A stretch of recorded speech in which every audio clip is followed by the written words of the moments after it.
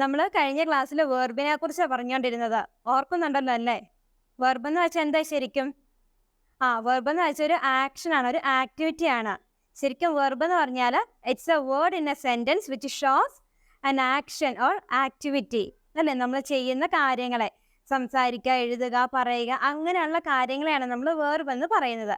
അപ്പം അത് അസോസിയേറ്റ് ചെയ്ത് നമ്മൾ പറഞ്ഞ കാര്യങ്ങൾ, ഒരു വെർബിന് 4 ഫോംസ് ഉണ്ടെന്ന് പറഞ്ഞു.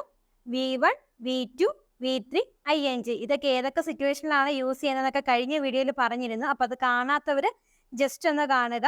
അതുപോലെ തന്നെ ഒരു കാര്യം, നമ്മുടെ ഈ പ്ലേലിസ്റ്റിലെ വീഡിയോസ് 1 by 1 ആയിട്ട് കാണുക. എങ്കിൽ മാത്രമേ നിങ്ങൾക്ക് ഓരോ ദിവസത്തെയും കാര്യങ്ങൾ ക്ലിയർ ആയിട്ട് പിടികിട്ടുള്ളൂ. Okay, come back to the point.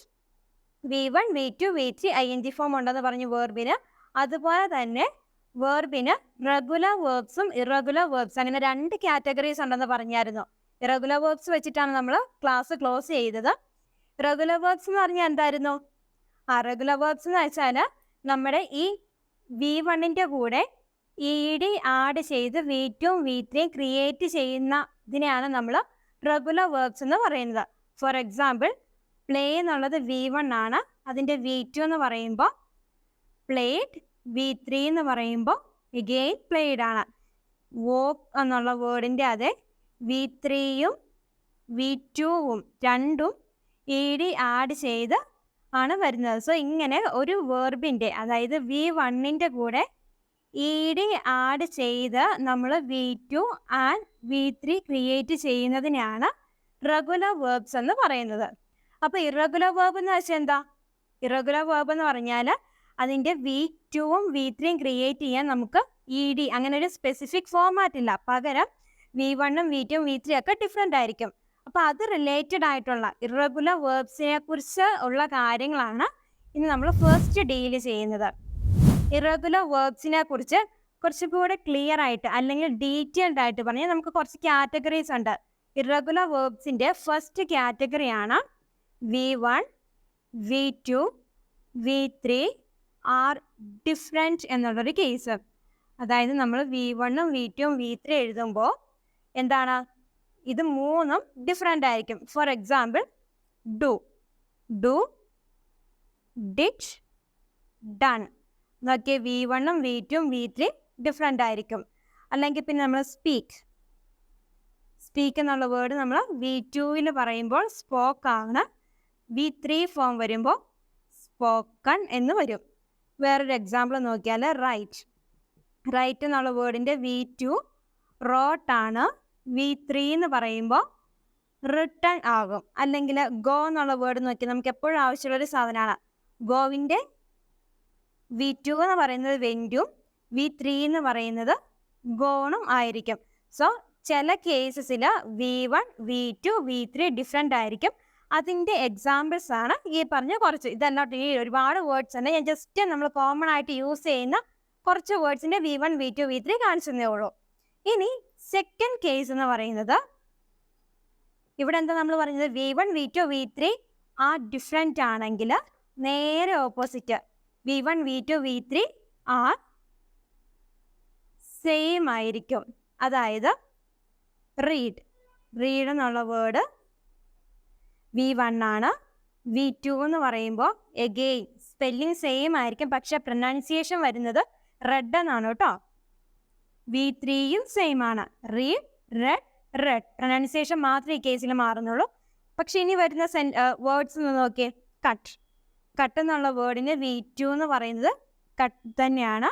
V3 എന്ന് പറയുന്നതും കട്ടായിരിക്കും. അതുപോലെ തന്നെയാണ് ഹിറ്റ് എന്നുള്ള വേർഡിൻ്റെയും V1ഉം V2ഉം V3യും സെയിം ആയിരിക്കും.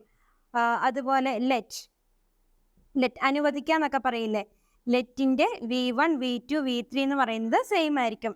അപ്പോൾ നമ്മുടെ സെക്കൻഡ് റൂൾ എന്ന് പറയുന്നത് V1, V2 and V3 are same ആണ്. അതിൻ്റെ എക്സാമ്പിൾസ് ആണ് ഇത്. ഇനി തേർഡ് റൂൾ എന്താണെന്നറിയോ? V1ഉം V2ഉം V3യും ഡിഫറെൻ്റ് ആണെന്ന് പറഞ്ഞു, സെയിം ആണെന്ന് പറഞ്ഞു. അതുപോലെ തേർഡ് റൂൾ എന്ന് പറയുന്നത് V1, V2, V3യിൽ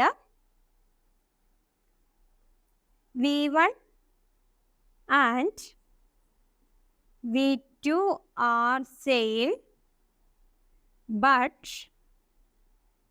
V3 is different. ഇതായിരിക്കും നമ്മുടെ തേർഡ് കേസ് എന്ന് പറയുന്നത്. അതായത് V1ഉം V2ഉം സെയിം ആയിരിക്കും, V3 എന്ന് പറയുന്നതായിരിക്കും ഡിഫറെൻ്റ് ആയിരിക്കുന്നത്. For example beat. ബീറ്റ് എന്നുള്ളൊരു വേർഡ് നിങ്ങൾക്ക് അറിയാവുന്നതല്ലേ? ഈ ബീറ്റിൻ്റെ V2 ഫോമും ബീറ്റ് തന്നെയാണ്, പക്ഷെ V3 വരുമ്പോൾ അത് ബീറ്റൺ എന്നാണ് വരിക. V1 and V2 are same, but V3 is different. ഈ ഒരു റൂൾ പിടി കിട്ടിയോ? ഇത് പിടി കിട്ടിയെങ്കിൽ നമുക്ക് ഫോർത്ത് റൂളിലേക്ക് പോകാം. ഫോർത്ത് റൂൾ എന്ന് പറയുന്നത് എന്തായിരിക്കും?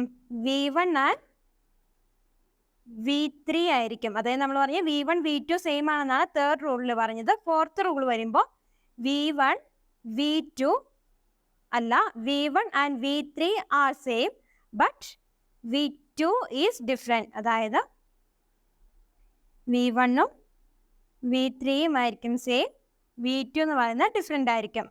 അതിന് എക്സാമ്പിൾ നോക്കിയാൽ കോമൺ ആയിട്ടുള്ളൊരു വേർഡാണ് come.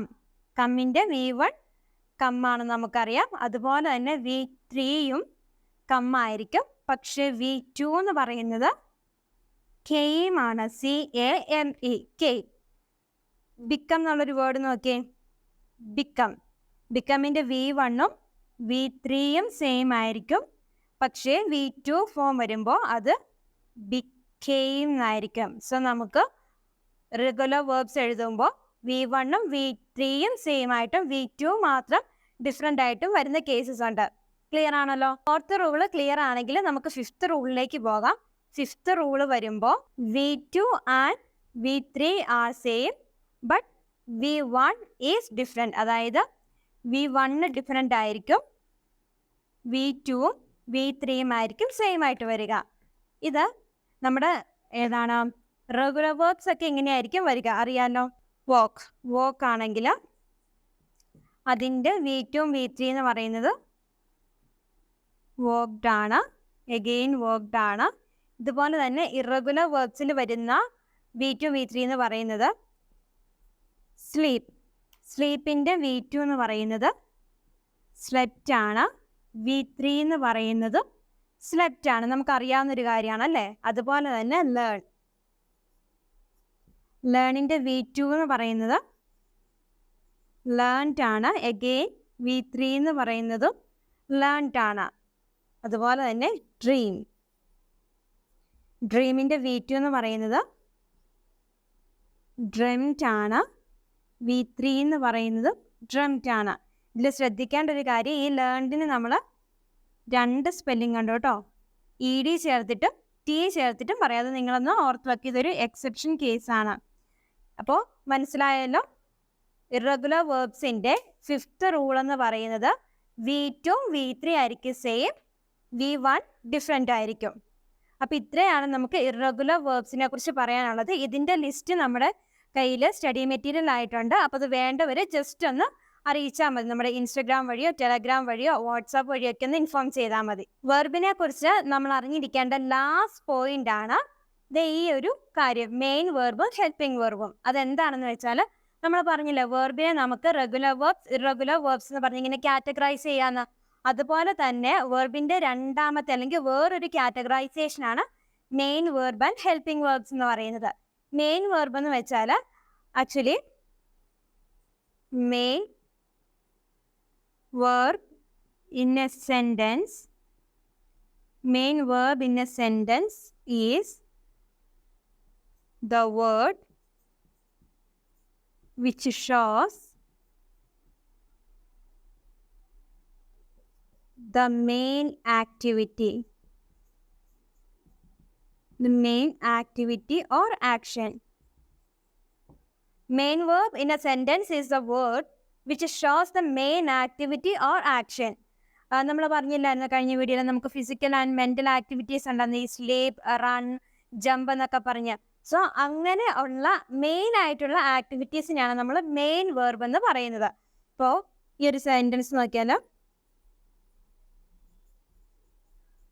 I M writing on the board. ഞാൻ ഇപ്പോൾ ചെയ്തുകൊണ്ടിരിക്കുന്ന ഒരു കാര്യം അതാണ്, I M writing on the white board. So ഇവിടെ മെയിൻ വെർബ് എന്ന് പറയുന്നത് റൈറ്റിംഗ് ആണ്, ബിക്കോസ് ഇതൊരു ഫിസിക്കൽ ആക്ടിവിറ്റിയാണ്. റൈറ്റിംഗ് എന്ന് പറയുന്നതാണ് മെയിൻ വെർബ്. നമ്മൾ വെർബിന്റെ കൂട്ടത്തിൽ പഠിച്ചു വിട്ട കാര്യങ്ങളില്ല, സെയിം സാധനങ്ങളാണ് മെയിൻ വെർബ് എന്ന് പറയുന്നത്. ഇനി ഡിഫറെൻ്റ് ആയിട്ടുള്ള ഒരു കേസ് ഹെൽപ്പിംഗ് വെർബ് ആണ്. ഹെൽപ്പിംഗ് വെർബ് എന്ന് വെച്ചാൽ എന്താണ്? ആ വേർഡിൽ നിന്ന് തന്നെ നമുക്ക് മനസ്സിലാക്കാൻ പറ്റും എന്തിനെയോ ഹെൽപ്പ് ചെയ്യാൻ വന്നിരിക്കുന്നതാണ് അല്ലേ. എന്തിനെ ഹെൽപ്പ് ചെയ്യാൻ വന്നിരിക്കുന്നതായിരിക്കും? ഈ മെയിൻ വെർബിനെ ഹെൽപ്പ് ചെയ്യാൻ വേണ്ടി വന്നിരിക്കുന്ന വേർഡ്സ്, ആ ആൾക്കാരെയാണ് നമ്മൾ ഹെൽപ്പിംഗ് വെർബ് എന്ന് പറയുന്നത്. Definition: A helping verb helps the main verb to describe the action. അതായത് ആക്ഷനെ ഡിസ്ക്രൈബ് ചെയ്യാൻ വേണ്ടിയിട്ട് മെയിൻ വെർബിനെ ഹെൽപ്പ് ചെയ്യുന്ന ആൾക്കാരെയാണ് നമ്മൾ ഹെൽപ്പിംഗ് വെർബ് എന്ന് പറയുന്നത്. ഈ സെൻറ്റൻസിലെ ഹെൽപ്പിംഗ് വെർബ് എന്ന് പറയുന്നതാണ് ആം എന്ന് പറയുന്നത്. അതായത് നമ്മുടെ മെയിൻ വെർബിലെ റൈറ്റിംഗ്, അതിനെ ഹെൽപ്പ് ചെയ്യാൻ വേണ്ടിയിട്ടാണ് ആം വന്നിരിക്കുന്നത്. ആം ഇല്ലാണ്ട് ഈ സെൻറ്റൻസ് ഒന്ന് പറഞ്ഞു നോക്കേ. I writing on the board എന്ന് വെച്ചാൽ ഇതൊരു കംപ്ലീറ്റ് സെൻറ്റൻസ് അല്ല, നമുക്കൊരു കംപ്ലീറ്റ് മീനിങ് തരുന്നില്ല. അപ്പോൾ കംപ്ലീറ്റ് മീനിങ് വേണമെങ്കിൽ ഈ ആമിനെ കൊണ്ടുവന്ന് ഇവിടെ ഇടണം. സോ ഹെൽപ്പിംഗ് വേർബ് എന്ന് പറയുന്നത് മെയിനായിട്ടും നമ്മുടെ മെയിൻ വെർബിനെ ഹെൽപ്പ് ചെയ്യാൻ വേണ്ടി വന്നിരിക്കുന്നു. ഈ വേർഡിൽ നിന്ന് തന്നെ ഐഡൻറ്റിഫൈ ചെയ്യുക. ഇനി ഈ ഹെൽപ്പിംഗ് വേർബിന് വേറൊരു പേരും കൂടെ ഉണ്ട്, ഓക്സിലറി വേർബ് എന്ന് പറയും.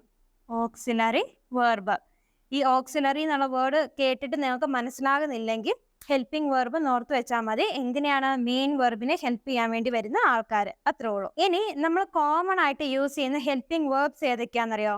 കോമൺ ആയിട്ടെന്നല്ല, ശരിക്കും പറഞ്ഞ ഹെൽപ്പിംഗ് വേർബ്സ് എന്ന് വെച്ചാൽ is, am, are, was, were, be, been, being, do, does, did, can, could, will, would, shall, should, must, has, have, had എന്നൊക്കെ പറഞ്ഞിട്ട് നമുക്ക് കുറച്ച് ഹെൽപ്പിംഗ് വേർബ്സ് ഉണ്ട്. ഇതറിയാലോ, നമ്മൾ ഗ്രാമർ ടേംസ് ആയിട്ടാണ് ഇതിനെ കൺസിഡർ ചെയ്യുന്നത്. അപ്പോൾ ഈ ഗ്രാമർ ടേംസിനൊക്കെയാണ് ബേസിക്കലി നമ്മൾ helping verbs or auxiliary verbs എന്ന് പറഞ്ഞിരിക്കുന്നത്. ഇവരുടെ എല്ലാം മെയിൻ ഫംഗ്ഷൻ എന്ന് വെച്ചാൽ ഇവരുടെ അപ്പുറത്ത് കിടക്കുന്ന മെയിൻ വേർബിനെ ഹെൽപ്പ് ചെയ്യുക. മോസ്റ്റ് പ്രോബബ്ലി ഹെൽപ്പിംഗ് വേർബ് കഴിഞ്ഞിട്ടായിരിക്കും, ഫസ്റ്റ് ഹെൽപ്പിംഗ് വേർബ് ആയിരിക്കും, അത് കഴിഞ്ഞിട്ടായിരിക്കും മെയിൻ വേർബ് വരുന്നത്. അപ്പം നമുക്ക് ഓർഡർ തെറ്റിപ്പോയില്ല. അപ്പം ഇത്രയൊക്കെ കാര്യങ്ങളാണ് വേർബിനെ കുറിച്ച് പറയാനുള്ളത്. ജസ്റ്റ് ഒന്ന് സമപ്പ് ചെയ്യുമ്പോൾ ഫസ്റ്റ് പറഞ്ഞു verb is N action word. അത് മെൻ്റൽ ആൻഡ് ഫിസിക്കൽ ആക്ടിവിറ്റീസ് ഉണ്ട്. അതുപോലെ തന്നെ ഒരു വേർബിന് സിംഗുലറും പ്ലൂറലും ഉണ്ടെന്ന് നമ്മൾ പറഞ്ഞായിരുന്നു അല്ലേ. അതായത് പ്ലേ എന്നുള്ളൊരു വേർബിൻ്റെ പ്ലൂറലാണ് പ്ലേ എന്ന് പറയുന്നത്. അതിൻ്റെ സിംഗുലർ എന്ന് പറയുമ്പോൾ പ്ലേസ് ആണ് വരിക, പ്ലേസ്. അതാണ് നമ്മൾ പറഞ്ഞ സെക്കൻഡ് പോയിന്റ്. തേർഡ് പോയിന്റ് എന്ന് വെച്ചാൽ ഒരു വേർബിന് 4 ഫോംസ് ഉണ്ട്, V1, V2, V3 and ING form. Then ഒരു വേർബിന്റെ ഫസ്റ്റ് കാറ്റഗറൈസേഷൻ ആണ് regular and irregular verbs. Regular verbs എന്ന് വെച്ചാൽ V2 V3 ക്രിയേറ്റ് ചെയ്യുന്നത് ആ വേർഡിന്റെ എൻഡിൽ ED ആഡ് ചെയ്തിട്ടായിരിക്കും. ഇറഗുലർ വേർബ് എന്ന് വെച്ചാൽ നമുക്കങ്ങനെ ED അങ്ങനെ ഒരു സർട്ടൻ ഫോമാറ്റ് ഇല്ല, പകരം നമ്മൾ കുറച്ചൊരു 5 റൂൾസ് പറഞ്ഞു അല്ലേ. V1 V2 V3 സെയിം ആയിരിക്കും, അല്ലെങ്കിൽ V1 V2 V3 ഡിഫറെൻ്റ് ആയ കേസുകൾ, V1 V2 സെയിം ആയിരിക്കും, V3 ഡിഫറെൻ്റ് ആയിരിക്കും, അല്ലെങ്കിൽ V1 ആൻഡ് V3 സെയിം ആയിരിക്കും, V2 ഡിഫറെൻ്റ് ആയിരിക്കും. അങ്ങനെ ഒരു 5 റൂൾസ് പറഞ്ഞു. പിന്നെ നമ്മൾ ലാസ്റ്റ് പറഞ്ഞാണ് വേർബിൻ്റെ സെക്കൻഡ് കാറ്റഗറൈസേഷനായ main verb, helping verb. Main verb എന്ന് പറയുമ്പോൾ നമ്മൾ നോർമലി പഠിച്ചെങ്കിൽ പ്ലേ, ഈറ്റ് അങ്ങനെ പറയുന്ന വേർഡ്സും, ഹെൽപ്പിംഗ് വെർബ് എന്ന് പറഞ്ഞാൽ ഈ പറഞ്ഞിരിക്കുന്ന ഗ്രമാറ്റിക്കൽ ടേംസും ആയിരിക്കും. അപ്പം ഇത്രയും കാര്യങ്ങളൊക്കെ നമ്മൾ വെർബിനെ കുറിച്ച് ബേസിക്കലി മനസ്സിലാക്കാനുള്ളൂ. അപ്പം ഈ വെർബിൻ്റെ ഒരു കംപ്ലീറ്റ് ലിസ്റ്റ് അല്ലെങ്കിൽ നല്ലൊരു സ്റ്റഡി മെറ്റീരിയൽ നമുക്കുണ്ട്. അപ്പം അത് വേണം എന്നുള്ളവർ ഇൻസ്റ്റഗ്രാം വഴിയോ ടെലഗ്രാം വഴിയോ വാട്സാപ്പ് വഴിയോ ജസ്റ്റ് ഒന്ന് ഇൻഫോം ചെയ്യുക. എല്ലാത്തിൻ്റെയും ലിങ്ക് ഞാൻ താഴെ കൊടുത്തേക്കാം. ഇനി നമ്മുടെ നെക്സ്റ്റ് വീഡിയോ എന്ന് പറയുന്നത് ഇതിൻ്റെ കണ്ടിന്യൂവേഷൻ ആയിരിക്കും. അപ്പോൾ അടുത്ത വീഡിയോ കിട്ടാൻ വേണ്ടിയിട്ട് ചാനൽ സബ്സ്ക്രൈബ് ചെയ്യുക. അതുപോലെ തന്നെ ഈ പ്ലേലിസ്റ്റ് സേവ് ചെയ്ത് വെക്കുക. അടുത്ത വീഡിയോയിൽ കാണുന്നത് വരെ ബൈ.